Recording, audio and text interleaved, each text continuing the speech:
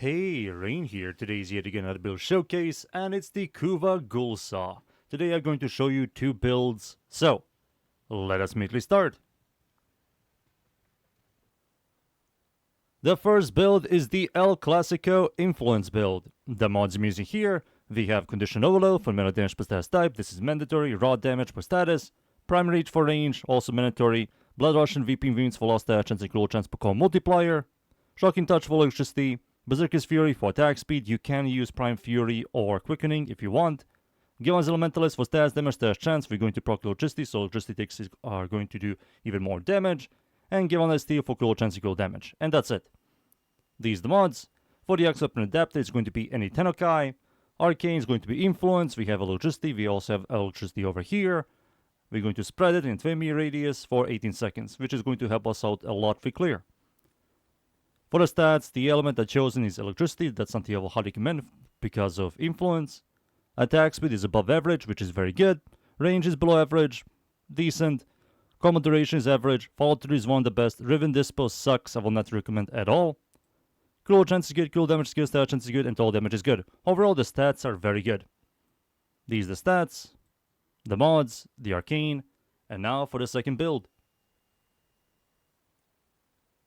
The second build is the melee exposure build. The mods I'm using here, you're going to remove Gillen's Elementalist, Shocking Touch for Prime Fever Strike for Toxin, and Vicious Frost for Cold. Cold Toxin is going to give us Viral, and that's pretty much it. Everything else here stays the same. These are the mods. For the Arcane, instead of Influence, we have Melee Exposure. On Ability Cast, you're going to get Corrosion Damage on Melee Strikes for 25 seconds. Stacks up all the way up to 240, which is a lot of increased damage and free Corrosion Damage. That's the Arcane. For the stats, we still have electricity. Electricity is always good. For the elements, instead of pure electricity, we're going to have Viral, Puncher, Slash, Impact, Electricity, and Corrosion. A lot of raw damage. And there you go. These are the stats, the mods, the Arcane, and now it's time for me to show you these two builds against the units. Alright, let's start. This is the Melee Influence build. I'm going to spawn level 205, Steel Path or Accumulator Dudes. No buffs armor strip, like always. Jump over here, we need to get some stacks and some combo. So you're always going to start slow, like always. We do have Tenokai. Every time the sword pops out, you're going to press the L-Fire button, the middle mouse, to do a Tenokai attack. We're spreading electricity in large radius. And with that, we have a pretty solid clear. Like every other melee weapon. The stance on this weapon still sucks. The stats on the Kuva Ghoulsaw, very good. But the stance, ugh. Let me show you again. One more time. Hit enemies, spread electricity, beautiful. Tenokai on the heavy gunner. Not a lot of damage, we need to get some combo. But even without 12x, it does a solid amount of damage. And there you go. That's the first build. Now for the second one. Melee Exposure. There it is.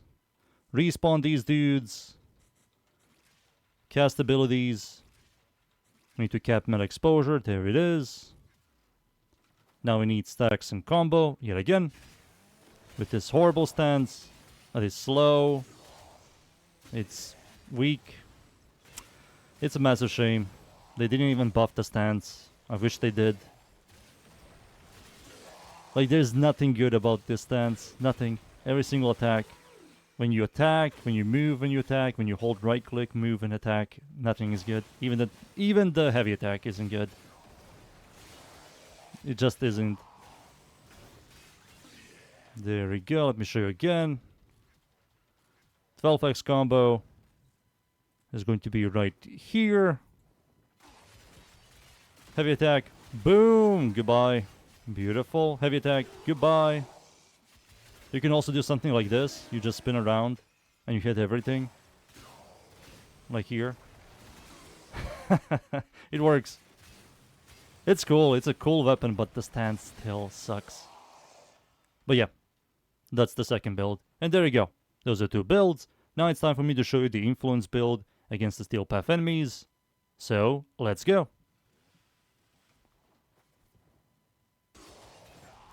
And we're in. I'm up against the corrupted enemies at the Void, Steel Path of course, mod survival, all that stuff. I'm going to show you this build. The influence build, like I said, I'm going to use this one as the best clear. In a horde game, it's quite obvious you're going to use this one. Get some combo, get some stacks, and hold E and win. It functions like every other melee weapon, nothing special. The difference between Kuva and Kuva Ghoulsaw, technically Ghoulsaw and Kuva Ghoulsaw, is stats. That's it. There's nothing special about this one, just feels better to use. They didn't touch the stance, like I said. The stance just isn't good. This is cool, like riding it and slamming and constantly moving forward and using a chainsaw. It's cool, but gameplay-wise, it's generally one of the worst stances in this entire game. It just isn't good. Average damage isn't good. It just isn't. Just horrible for clear and single target.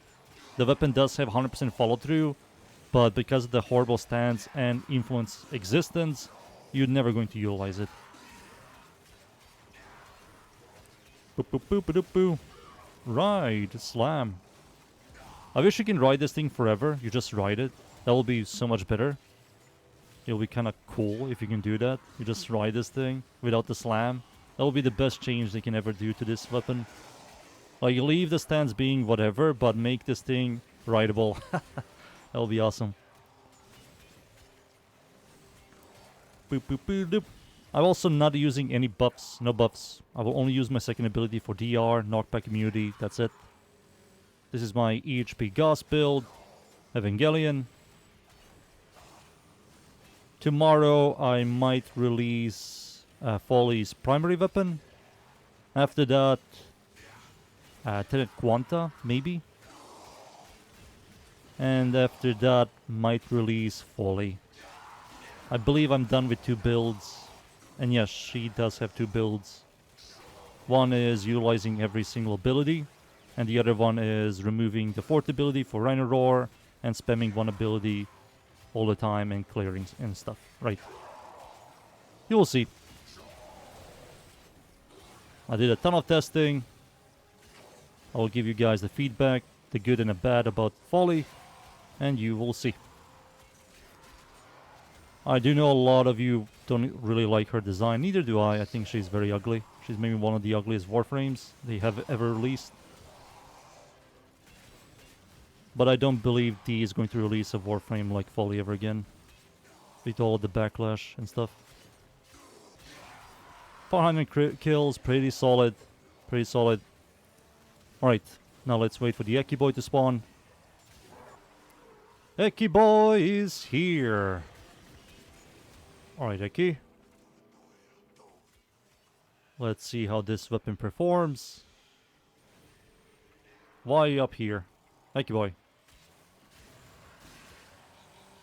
Heavy attack? Okay. Pretty solid slash ticks, electricity ticks. Did a solid job. Beautiful. And yeah, that's it. I believe you guys seen enough. That's the weapon. Functions like every other metal weapon. Time for me to leave, boys. And be right back. And there we go. The Kuva Ghoulsaw is okay. It functions like every other metal weapon. It has a horrible stance. It works. If you like the weapon, go for it. That's the weapon in the builds. I hope you guys enjoyed the builds. Leave a like and sub, and of course, see y'all next time. Thank you. Goodbye.